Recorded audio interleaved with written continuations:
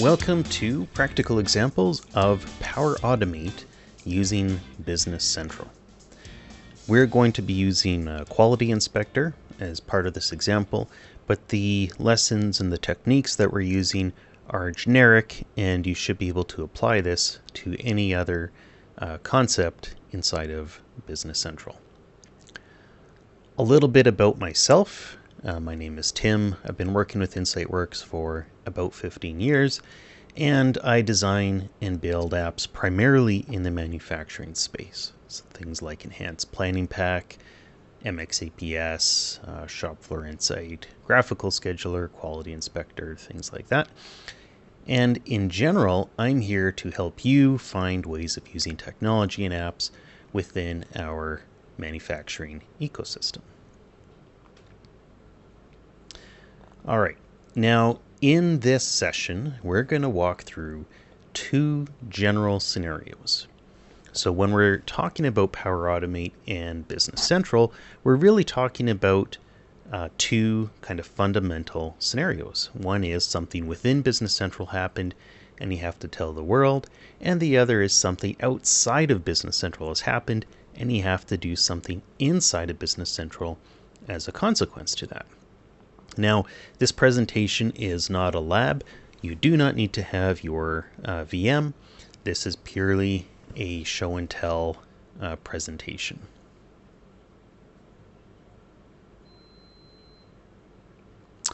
All right, some of these skills you're going to need to get the most out of this. You will need some technical knowledge, but you don't need to be a developer. So Power Automate from Microsoft is what they are touting, a low-code solution. So it is all drag and drop blocks, but you do need to have a basic understanding of, logic concepts or things like that. And you do need to have a general understanding of some Business Central concepts for this session. The tools we're going to use are going to be Business Central SaaS, Microsoft Teams, Microsoft Power Automate, Microsoft OneDrive for Business, and in our case, the Quality Inspector app. Okay, so going back to the two concepts, for something within Business Central happened, what we're going to do is use when a test has finished, and we're going to notify somebody in Teams. So this is the most common scenario for something inside of Business Central happening and you needing to interact with the outside world. So things like a sales order was posted, or maybe a document was approved, or something along those lines.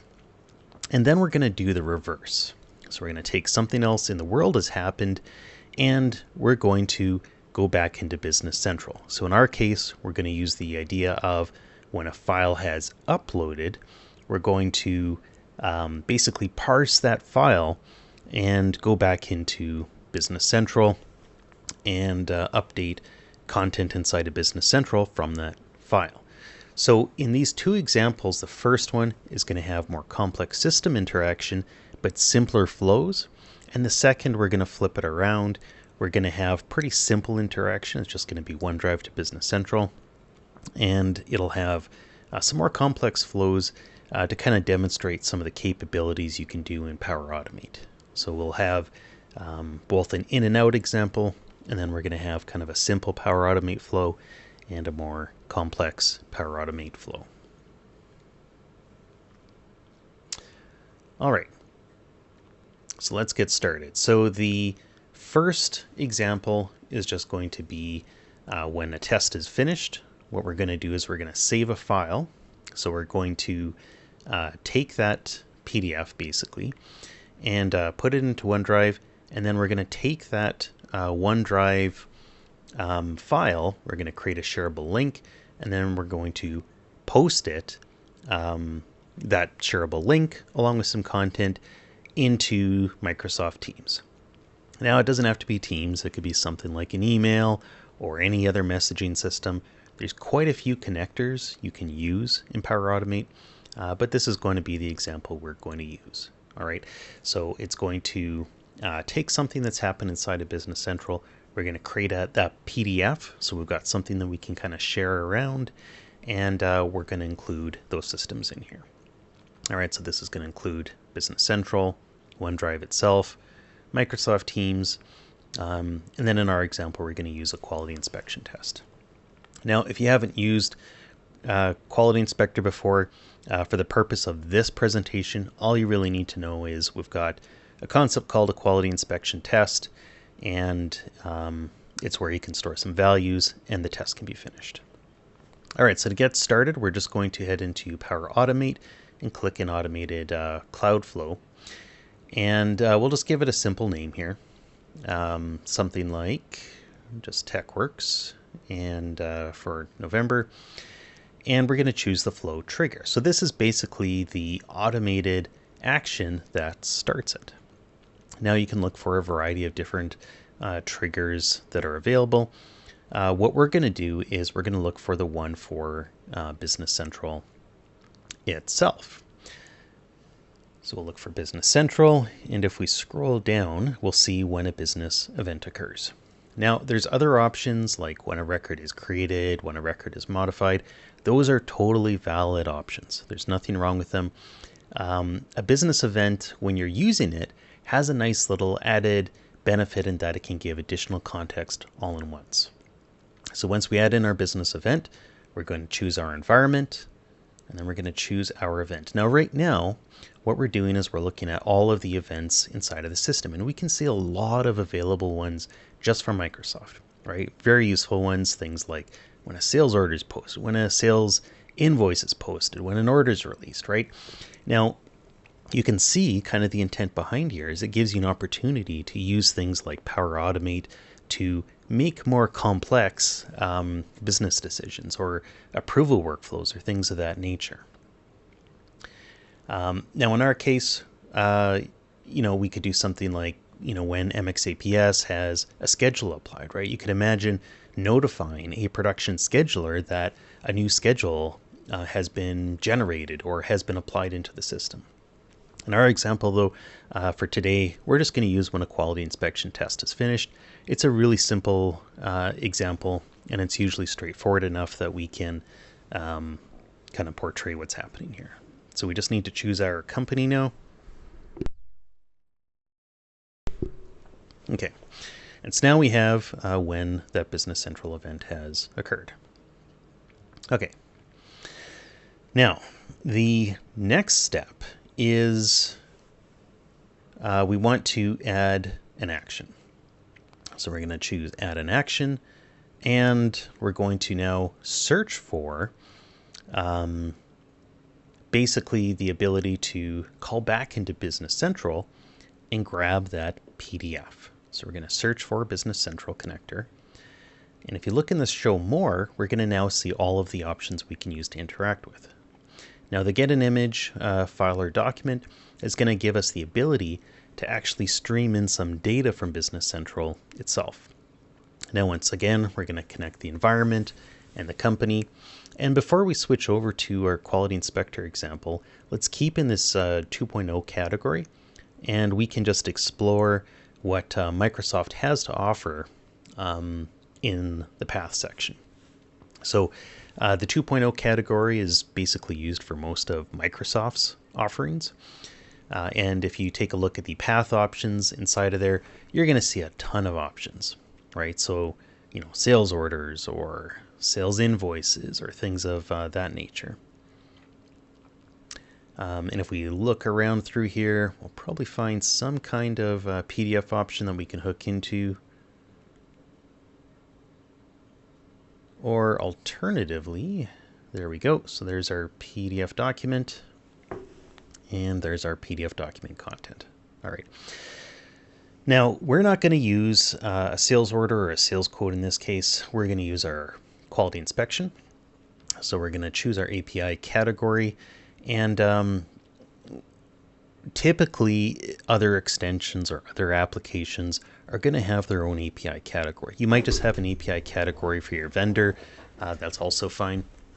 But what we're going to do is we're going to choose the API category for quality inspections. And within that, we're now going to choose a path, which is the OData path that connects us to the report itself. So we have three general kinds of reports inside of here, and we're just going to choose the general report for the quality inspection test itself. Okay, so this is generally what it is going to look like. So far, we just have when a Business Central event has occurred, we are going to now call back into Business Central, and what we're going to do is we're now going to ask Business Central to generate a PDF using that same ID. Now, what we're going to notice here is it's now asking us for the ID for the quality inspection test itself. So most things in Power Automate use the concept of kind of a GUID for all of its entities. Business Central is a good example of that. And this is where the system ID of the record comes into play. So we can grab the system ID of basically anything. What we're going to do is we're going to grab the system ID from the test, which we get when that Business Central event has occurred. All right, so now we've got the system ID of that record for the quality inspection test, and we can use that to head back into Business Central and then use that to actually generate that PDF. Okay, so far, all we're really doing is we're just making that PDF.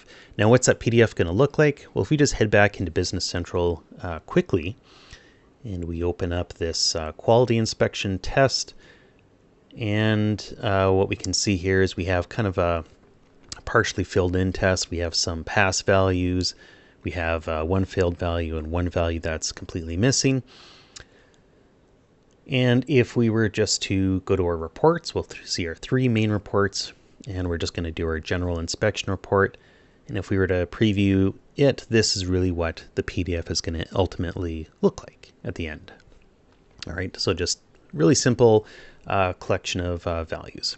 So our goal is to get that PDF into OneDrive.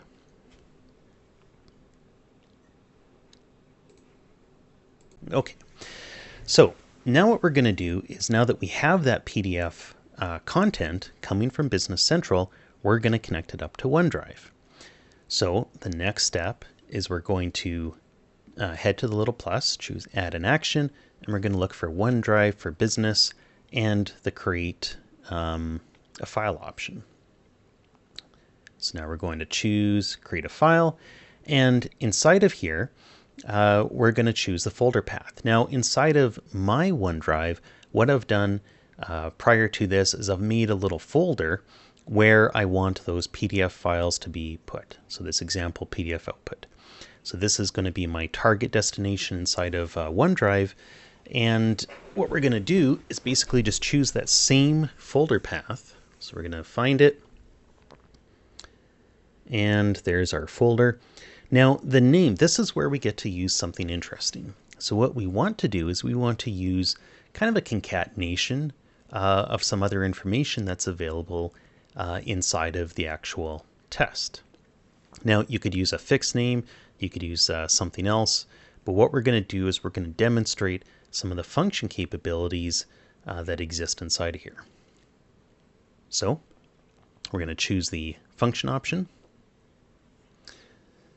And inside of here, this gives us the opportunity to use some of the Power Automate functions. Now, in our case, the most simple scenario is just going to be the concatenate, right? So we just want to kind of combine a bunch of different things together into strings. And the string itself will be obviously a PDF at the end. So we're going to end with the .pdf. And now it's just, what do we actually want to call this, right? So maybe I want to prefix everything with TechWorks. And perhaps what I want to do is basically just have something like, let's see, our dynamic content, maybe something like the item number or something like that. And what we can do is, if we look at the dynamic content, we can see all of those outputs that are available for our use. All right. So as an example, test number would be a really good one. So we can see the nomenclature that it uses. You don't have to remember, because you can just use the UI. And let's maybe add in some more content here. So let's choose, we'll head back into our dynamic content. Item number would probably be a reasonable thing. and probably lot number as well. All right, so very simple. We're just concatenating strings. So we're concatenating TextWorks, we're throwing in the test number, throwing in the item number, and throwing in the lot number. And then we're adding in .pdf at the end. So this is a really good example as well, where using a business event instead of something like a record change can help you, because the business event can have that additional context. Okay. Now the file content itself, this is going to come from that block that we just finished adding, the get an image, file, or document. All right. And all we need to do is basically connect it up to the output of that block. So if we head into the little lightning bolt, it's basically just heading into that little dynamic content section. And all we have to do is just find the output of that, which in this case is just body. And that's it. So let's save what we have. So far, we're basically saying, hey, whenever a business event occurs, and in our case, that's going to be when a quality inspection test is finished, we're going to call back into Business Central. We're going to ask it to make a PDF. And when it's made that PDF, we're going to take that content, go to OneDrive, and then upload it into that folder, that example PDF output folder. Okay.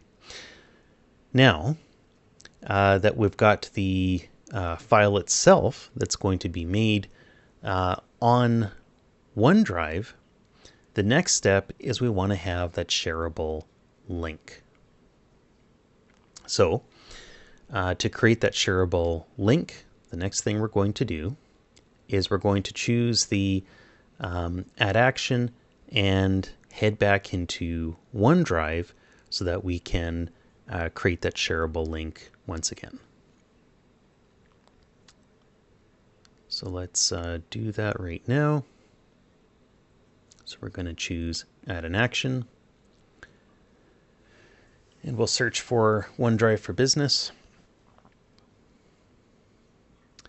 And we will look for create share link. Now you're going to notice kind of pairs of options, right? So create a share link by path. And again, this kind of goes back into how Power Automate deals with entities, right? So it uses that whole concept of a GUID to deal with your variety of entities that you're working with. Now, if you didn't want to deal with GUIDs, you could always use something like the create share link by path. There's nothing wrong with it, but you will end up with a lot more straightforward of flows if you're doing something like the system IDs or the GUIDs or the entity IDs that are kind of inherent in nature to it. So that's the approach we're going to take here. We're going to use create share link, which is going to let us use the ID itself. All right. So you can see here it's asking for the unique identifier of the file. Well, we've already got that, and that's just that same GUID for that file that we just created. All right, so it's a lot simpler than trying to like reconnect it back up to the folder, regenerate the file name, all that, when you can just put in that same GUID. Okay, now for the link type, in our case, we're just going to create a share that is going to create a view link, and we should have a link scope. It's already available, so we're going to choose anonymous. Okay, and we'll save that. So again, so far we have when a business event has occurred. So when a test is finished, we're going to create a PDF. We're going to take that PDF, put it on OneDrive. And now what we're doing is we're taking a PDF that's on OneDrive, and we're going to create that shareable link. All right, so far so good. Now what we're going to do is kind of the final step, which is connecting it back up to Teams. So we simply look up for Teams, and we're just going to choose the option to create a message inside of Teams. Now it doesn't have to be Teams. You can use all sorts of different options. You can use a variety of emails as an example. So there's lots of built-in email options, including those for Outlook, Gmail. Most major email systems are going to have some kind of connector on here as an example, and likewise with messaging systems as well. All right, the Power Platform ecosystem is quite large, and there's a pretty good chance you're going to be able to interact with it, especially if it's kind of a popular SaaS system. In our case, we're just going to keep it with Microsoft Teams, and we're just going to post a message, right? So inside of our post a message, all we need to do is we just need to post it as a Flowbot. So inside of our teams, what I have is configured ahead of time. I just created a team called TechWorks 2024. And in there, I made a group just called Examples Quality Inspector. All right. Now, really all we're going to do is we're just going to post a message into here whenever we've got that test that is finished. So we're going to post as a Flowbot. And you can choose some other options like a virtual agent or posting as a specific user. We'll just keep it simple as a Flowbot. We're just going to choose our channel. We'll let it load. And then our team, TechWorks 2024, and then our channel for Example Quality Inspector. And there's our message, right? So what we want to do is, as we're posting inside of here, we're going to put in some content. So let's just maybe put in, as an example, hello. And perhaps something like this is a TechWorks notification. And we're just going to say that a quality inspection test is finished. Now, again, you can kind of imagine how you could use this for something like when a sales order is posted or something along those lines, or maybe something's waiting for your approval. And you can also include values from the previous block. So in our case, let's put in something like the test number, and maybe we want also the item number. This is also another good example of where using a business event instead of something just like a record change event can give you more context, right? So in this case, it knows that, when you're finishing a test, you probably want these values. So let's adjust this sentence here, and we're just going to make it a little bit more usable. So we're going to include the test number, the item number, the lot number. And now what we want to do is we want to include that link that we just created, right? So we made that share link. So what we're going to do, which is the share link from this previous step, is we're just going to put in that web URL, and that'll put in like the text version of it. But what we want to do is make it clickable with the actual link itself. So a little bit of a trick to this, what we're going to do is just make it look to Google first, and then we're going to switch to the code view, and we're just going to copy and paste that web URL, or we could just use the dynamic lookup again. So we'll just choose that dynamic lookup, and we'll put in that web URL again for that link. Perfect. So now the link itself and the text to the link is basically ready to go. So we're going to save it, and the act of saving that should make it immediately available. All right, so if we just head back, what we're going to notice now is we should be able to see the actual run history as well. So we just made it, and nothing's really happened because we never really finished a test. So we're not really seeing anything right away. So let's head back into Business Central, and let's see this in action. So this test is partially complete, but it's still open. So this should be a pretty good example. So what we'll do is we'll just choose some value for this last remaining example just so we can finish it. And we will finish this test. Are you sure you want to finish the test? Sure. And again, you don't need to understand much about Quality Inspector for this example. It's just a document that has a state, but we have finished it. All right, so now if we head back into Business Central, it's already run. Perfect. Now, when you are running it, there can be a lag. So we see here that this took 13 seconds to run. It's not instant in many cases, so there can often be a lag of a few minutes. And it's a good example of how you wouldn't use this in a situation where you need everything to be kind of synchronous, or even have it kind of interact with the commit, right? It is completely fire and forget. So as we finished it, it's not going to wait for that Power Automate flow to finish to decide whether or not that transaction is committed inside of Business Central, right? That's said and done. And it's kind of equivalent to like sending a piece of mail out, right? Like you don't know necessarily when it's going to specifically arrive. All right. Now, if we take a look at this run, what we can do is we should be able to actually see that we've got a message, and we do, right? So there is our hello, this is our TechWorks notification. We can see how it's put in those values and how it's given us a clickable link. And if we click that link, we'll see that the PDF is there with that value that we just put in. All right. And of course, there's the PDF itself.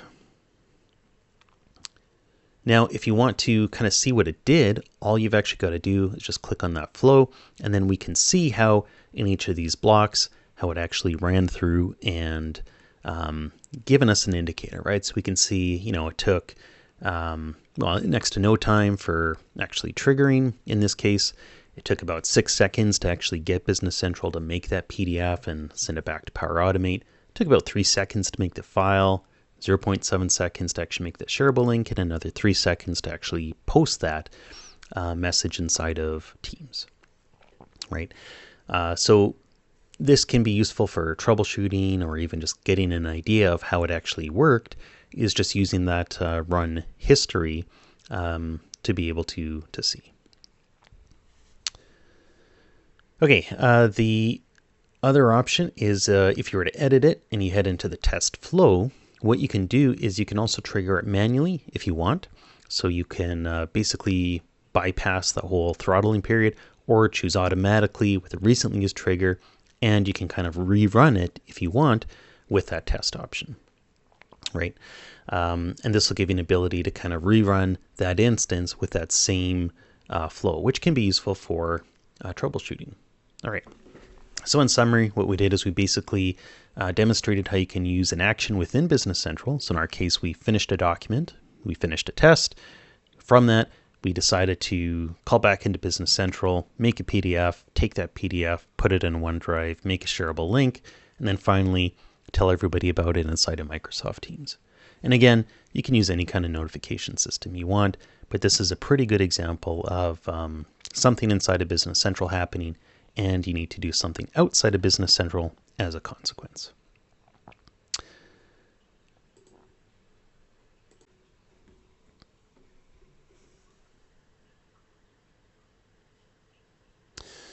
Okay, so our next example is going to be kind of the reverse. All right, so we're going to take a file that's in OneDrive, and in our case, it's going to be just a text file that's got some measurement data, and we're going to have it call into Business Central. So this is an example of something outside of Business Central trying to do something inside of Business Central. And in this example, it's a simpler system interaction. It's just two systems, OneDrive and Business Central. Not as many systems as the previous one, but we're going to demonstrate some more complex tools and capabilities inside of Power Automate, such as the compose block, the for each block, and the conditional block. Now, in our case, what we're doing is our outside data has measurement data, so it's going to be a text file. In our case, the file name is just the lot number. And what we want to do is we want to parse that file to grab the lot number out of the file name. We're going to use that to try and find the right test inside of Business Central for that lot number to adjust. And we're then going to parse that file, that text file, and then set those values inside of Business Central. Now, there's many different ways of solving that problem overall. We're not advocating that this is the best way to solve the problem of data imports into Business Central. There's even some capabilities within Business Central to do that already, but this presentation is all about Power Automate, and it's a pretty good example of just an outside system trying to talk to Business Central and do something inside of it. So that's our example for today. Okay, so to get started, just to summarize the goal, we have a text file, and in our case, we have a bunch of garbage data that we also want to discard. I try to keep this as real as possible, And inside of here, we also have some measurement data in here, right? So there's a bunch of rows of data. We have part of the file name representing our lot number. We have some of the measurement keys that are going to map into this quality inspection tests on the right hand side. And there's also values that we want to use inside of here as well. So things like 100, 0, 5.15, and 99.6. Like these are the values, or sorry, 50 and 99.6. So we want to have these values actually parsed and filled in for the test value itself inside of this system. Now, the easiest way to get started with this is going to be the automated cloud flow again. But just to give an example, so we do have this test, and this is the lot number we're going to try and find. And the goal here is just to populate these test values inside of it. And you can see here how the file that we're going to import has, in our case, the file name just happens to be the lot number. And again, your situation might be different. We're not trying to advocate this specific approach. You might have the lot number inside of the file, right? In which case you need to try and find something. You might not need a lot number. But in our case, what we're trying to do is use the file name to try and find the appropriate record inside of Business Central. Then we're going to parse all the contents. And then inside of that, we're going to do, we're going to look for specific data inside of this file. Just to give an example of how you could do this. And then we're going to try and collect those values. We're going to discard all this stuff here up at the top of it. And basically just get rid of these other values and look for things like this 99.6 so that we can capture it and set that into Business Central. So the goal is ultimately going to look like this.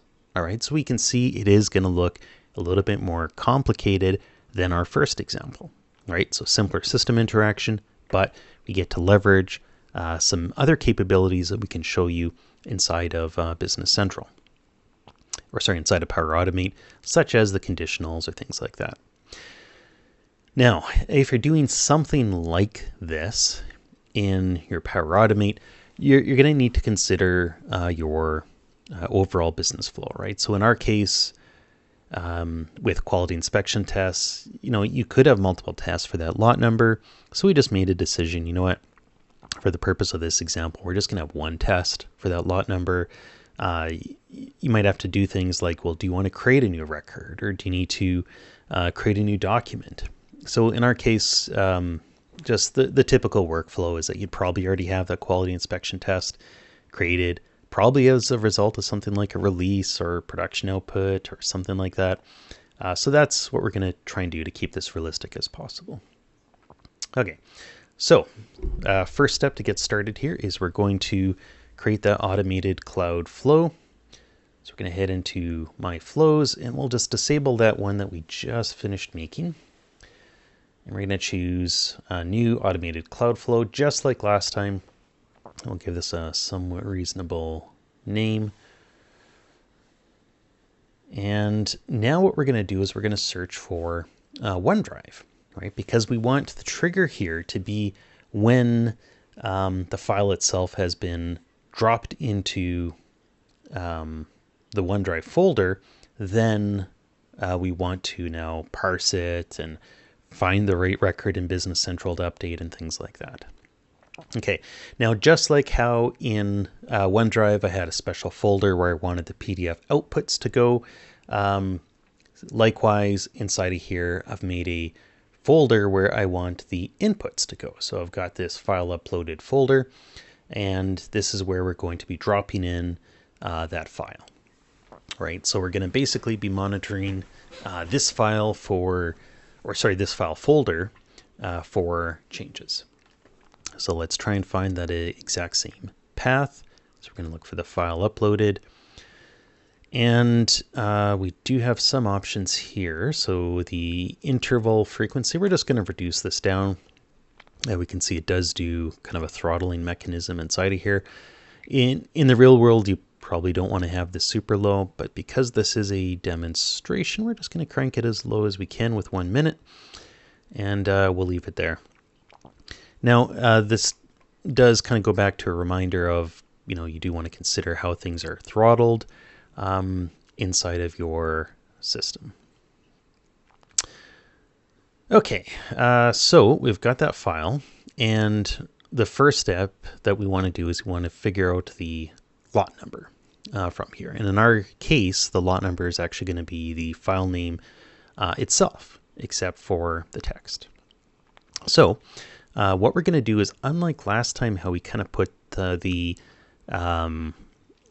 functions into kind of embedded inside, we're going to use what's called the compose block. And this is in the data operation group here. Now, the compose block is basically a way for you to make temporary variables that are not persistent that you can use inside of your Power Automate flow. Now, it's a nice, easy way to kind of separate out some of your more complex logic, right? So instead of trying to embed, complex functions in there. So if you remember how we used the concatenate in the previous example to build a file name, instead of doing that kind of inline, what we're going to do is we're going to create a compose block to basically do it external. And the big value to this is it's going to make it easier to debug and troubleshoot. So in our case, we're basically just looking for the file name. We don't want the encoded version, so we're just going to choose that from the dynamic content. And this is going to have the .text in it as well, right? Which we don't want. So in our case, because that file number is really just the lot number .text, we're going to use the replace function. And we're just going to put in the replace of the file name. And we're just going to get rid of .text with a blank string. Now, is there other things you can do? Absolutely. You could do things like regular expressions. You could do substrings or things like that. There's a lot of other ways of solving that. But this is the approach that we're going to take, is we're just going to use replace. Okay, and there's our action. Now, what we're also going to do here is we're going to make sure that we have a usable name on here. So instead of just compose, let's put something more realistic. And the value to this is these blocks are all named when you're using the dynamic variable lookups. So in our previous example, our workflow wasn't that complex and it was pretty easy to find what we're looking for. But in this example, we're going to break down, we're going to have a fair number of blocks on here. And it can make it a little bit easier to kind of understand the goal of each of these blocks. So in this case here, if I label this just the lot number, then when I'm looking for the lot number, I have an idea of what that block represents. All right. Okay, so we've got the lot number inside of our test. So now the next step here is we are going to head back into Business Central. And we're going to try and find that test, right? So you could be looking for multiple records, again, if that was your use case, if you had to deal with multiple tests for that lot. We're not doing that for this scenario. We're just going to look for the first record.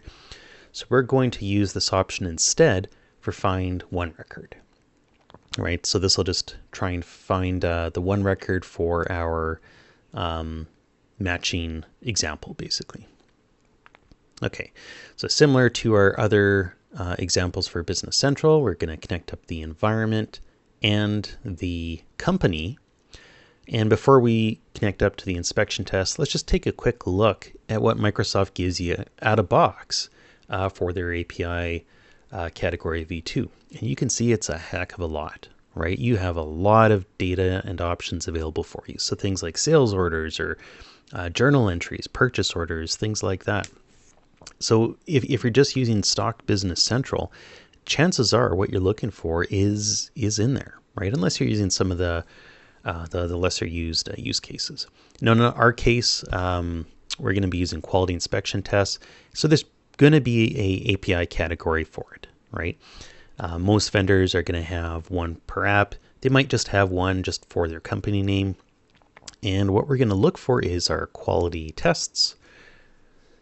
And inside of there, let's just show all of our parameters. We're going to look for the filter, which is right here. So we're just going to choose our add new item. And then we're just going to choose the field name for the filter. So in our case, it's just the source lot number. And we know it's going to be an exact match. So we'll just do equals. And we know that it's going to be the output of this, just the lot number. So this is an example of where you would, instead of using it directly as an embedded expression, I can now just use the output of that just the lot number block. Okay, so let's just save what we have so we don't lose what we have. But basically we're just saying, hey, when a file is created, grab the lot number, use that lot number, go back into Business Central and try and find a matching record inside of Business Central. Okay, now the next step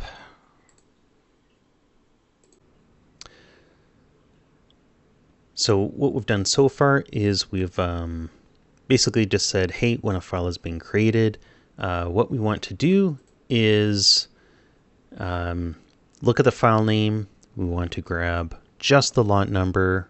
We're going to use that lot number to head back into Business Central to find that record that we care about. And now what we want to do is we want to grab the content. And we're going to do that with, again, heading back into OneDrive for Business. And we're going to look for get file content. Now, there's the two options again. There's get file content and get file content using path. You're going to find this kind of pattern is pretty common amongst a lot of Power Automate connectors. If you do have the ID, it's always best to use the ID approach, and that's what we're going to use. So we're going to choose the identifier from the file. And we get that because that is set from this when a file is created. Now, you could also, if you really wanted to, use the other option, which is get file content by path, and you could put in the path name, you could regenerate the file number, but this is much simpler because all we've got to do is just choose the actual file identifier itself. Okay, and let's just save that so we don't lose our progress so far. So far we have when the file is created. We're going to grab that lot number, head back into Business Central. We're going to find that record. And once we have that record, we're now going to take those file contents, which has the measurement data that's in Business Central. And then from there, the next step we need to do is now start to parse it.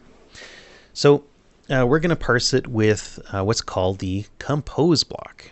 So the compose block is a handy way of creating kind of temporary variables that allow you to not have to embed expressions everywhere. So if you remember in our first example, we kind of put in embedded expressions to create the file number.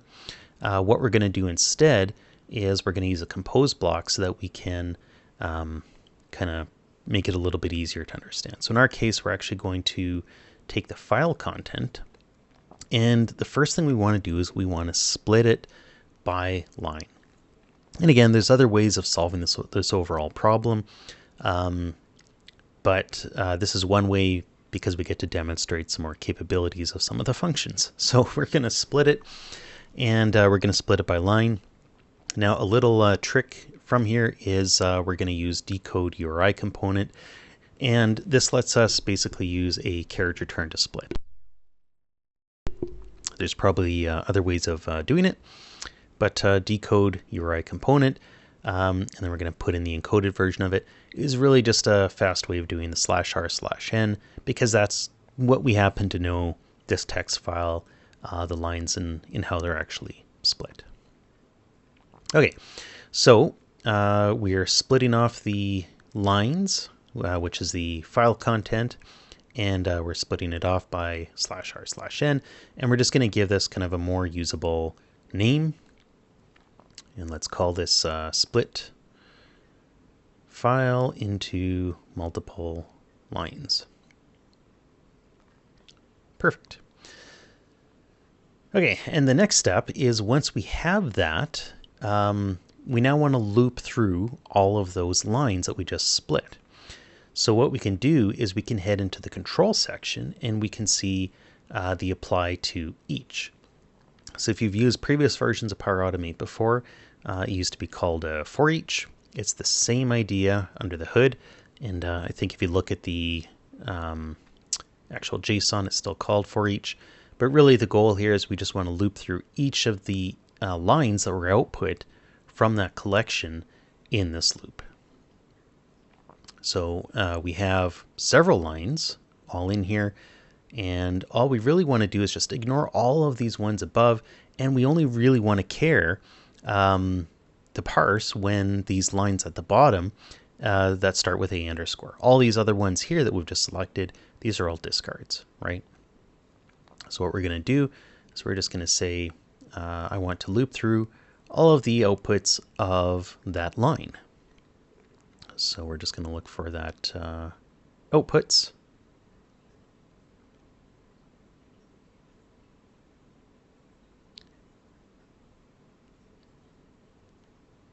And that's it. So now what we need to do is we need to add in a nice little conditional. So we're going to add in an action, and inside of our control section, we're going to see that condition. Okay, so now we see how it kind of breaks off into a true section and a false section. So our conditional, in our case, is we only want to analyze the line and do stuff with it when it starts with this A and an underscore. So inside of the parameters section, what we're going to do is we're going to choose when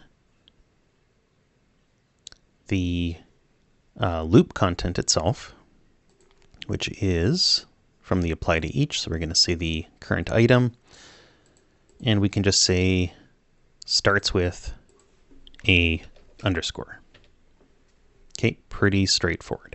So now what's going to happen is when it's looking through that file, it's only going to be stopping into the true section whenever it's these lines here that start with an A and an underscore.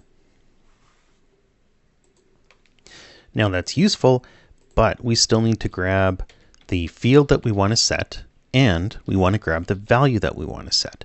And we need to make these match basically these same field codes. Now notice how these field codes don't have special characters in them. This is a great best practice. What we want to do is we want to find the equivalent. So in this example here, we're also kind of showing a realistic version of how things may not match perfectly inside of the real world. All right, so what we're going to do is we're going to then split again. So similar to how we split the entire file into multiple lines, we're going to split it again based on semicolons. Now again, this is just one way of doing that. If you want to use regular expressions, that's fine. If you have another way of extracting the keys and the values, that's also fine. We're using this to kind of demonstrate, again, how we can use that compose block to further split data. So we're going to use the compose block again, and we're going to label this one split line in by semicolons. And what we're going to do is we're going to choose the function. We're going to split again. And we'll choose our dynamic content. And it will still be the same as the loop.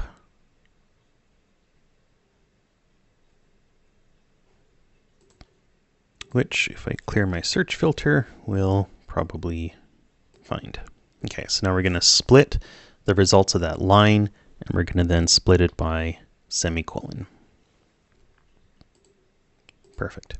Okay, so now that we've split that line by the semicolon, we need to grab the first one, and we also need to grab this value.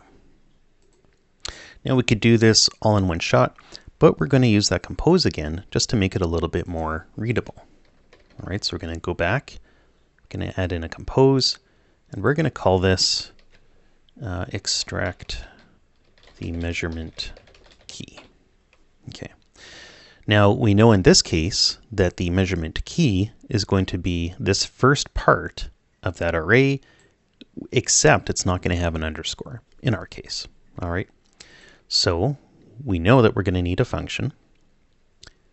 And what we're going to do is we're now going to use some of the array functions, or what they call collection functions. So we're just going to see if there's a first. There is, and inside of the dynamic content, we're going to look for this split lines by semicolon. Okay, so now we've got the first value of that, but we also need to get rid of that underscore. So what we're going to do is we're going to head into our function, and there's other ways of doing this. Here's just one way. We're going to replace that with, get rid of all the underscores and replace that with a blank string. 1, 2, 3, 1, 2, 3. Okay. Okay, so we are listening to when the file is created. We're finding the lot number. We're using that lot number to find that record inside of Business Central. Once we have that record, we're then extracting the file content. We're taking that file content. We're splitting it into multiple lines. We're going through each line. We're then doing a condition to make sure that we're only looking for those values we care about, which start with a underscore. Once we find them, we're going to take that line. We're going to split it by semicolon. Now we're going to extract the measurement key. Now we need to extract the measurement value. And that value is going to be this portion of the field itself, or of this line itself. So similar to what we just did for the key, we're going to do basically the same thing. We're going to use compose. We're going to give this a name of extract measurement value. And because we know we need to get part of that, we're going to head to our functions. We're going to look for the output of that semicolon, and we're going to grab the 0, 1, 2, 3, 4. Fourth index position, 0-based index, to grab the value itself. Okay, so we're going to grab our dynamic content from that, and we're going to grab the fourth version of that.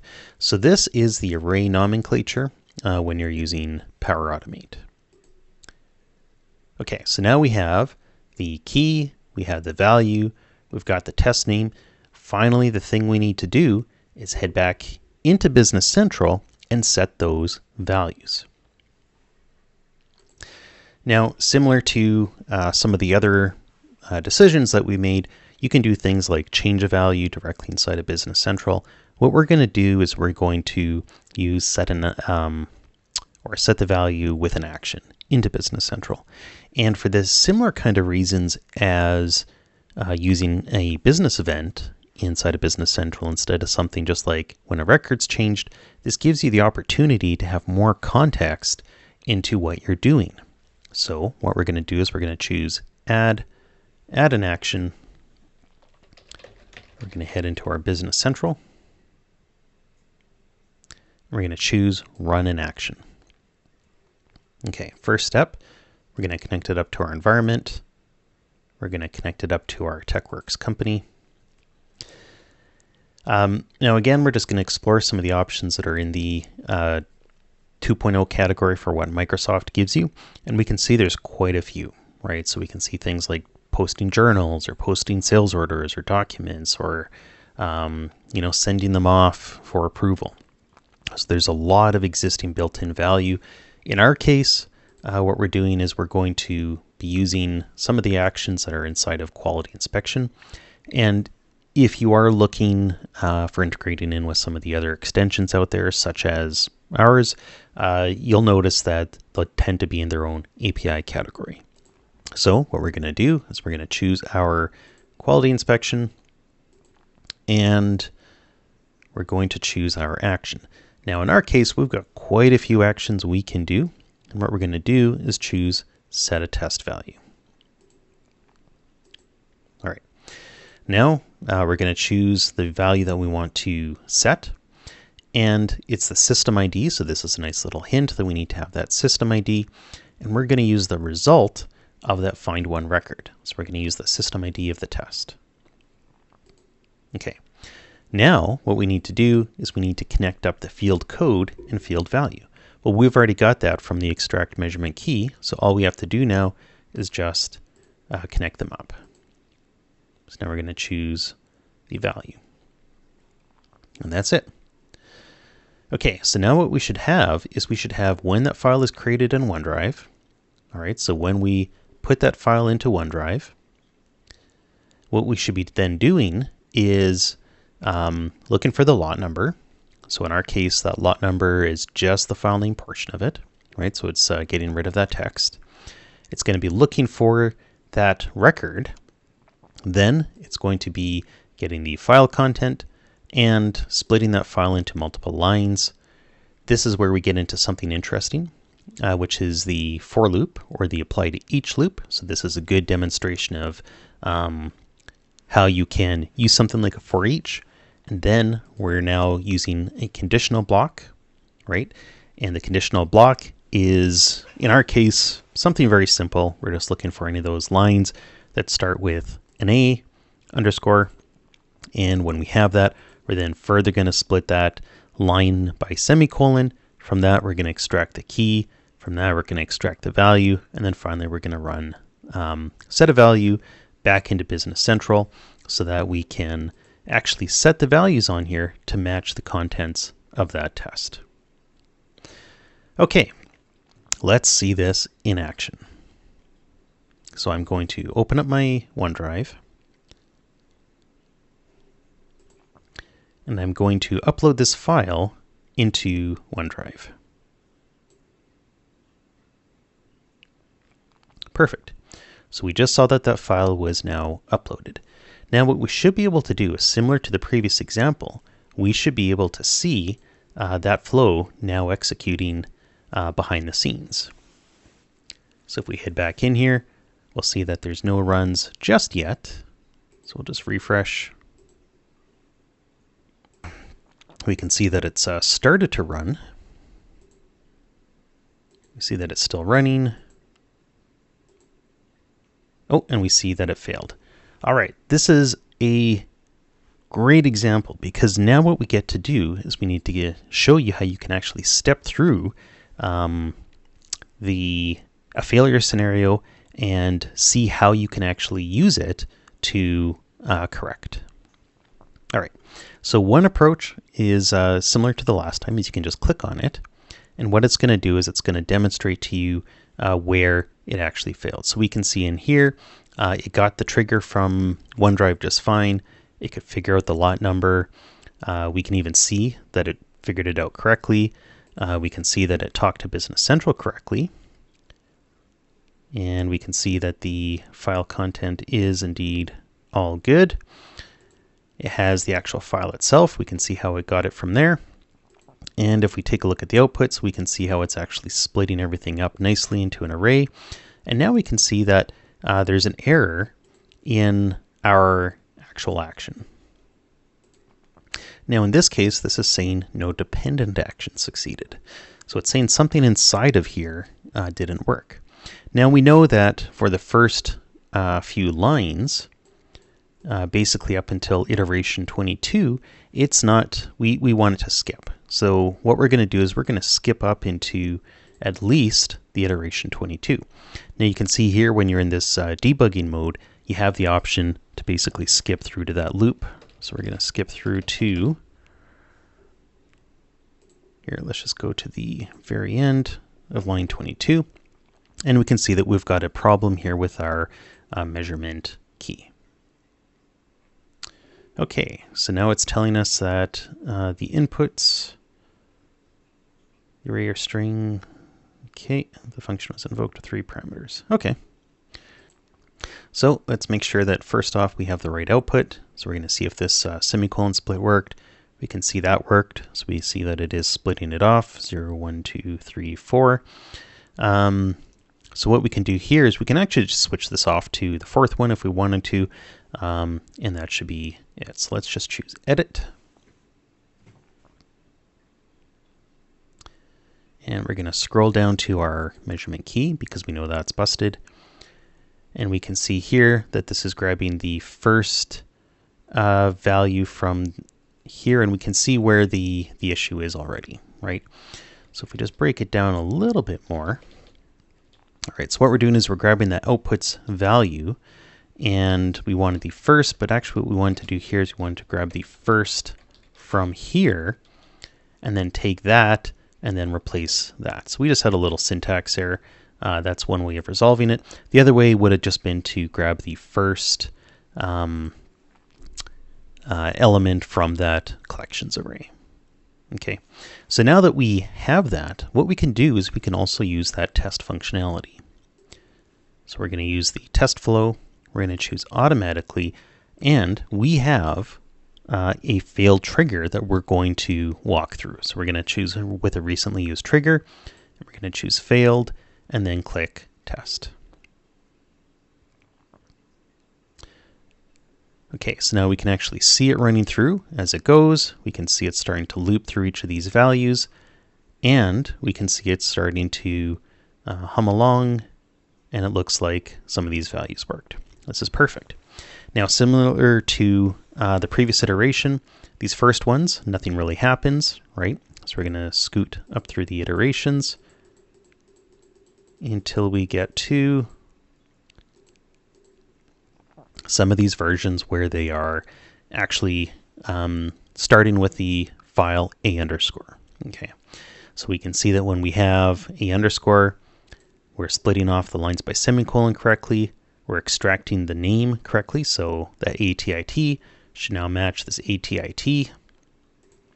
The value, we can see that that's extracting correctly. And if we were to take a look at the output of that, we should see that it is looking for that file itself, and we can see that it is succeeding. So if we were to head back into Business Central and just refresh this file or refresh this record, we can see that it did indeed actually set those values correctly, just fine. Okay, so that is an example of using OneDrive as the trigger, calling into Business Central. And this is basically the scenario of something outside of Business Central has happened and you need to do something inside of Business Central. And in our case, we used OneDrive as the trigger for outside of Business Central, and we used it as an opportunity to demonstrate how you can do things like loops with the apply for each, how you can use things like the compose block to do things like string manipulation or kind of decompose your logic a little bit more, and how you can also use things like the set action, and how you can also use conditionals inside of Power Automate. And that's it. So thank you for your time, and thank you for your questions. Hey, thanks for watching. If you enjoyed this video, give it a thumbs up and share your thoughts in the comments below. Don't forget to subscribe for more great content, and remember to hit that bell icon to stay updated. See you in the next video.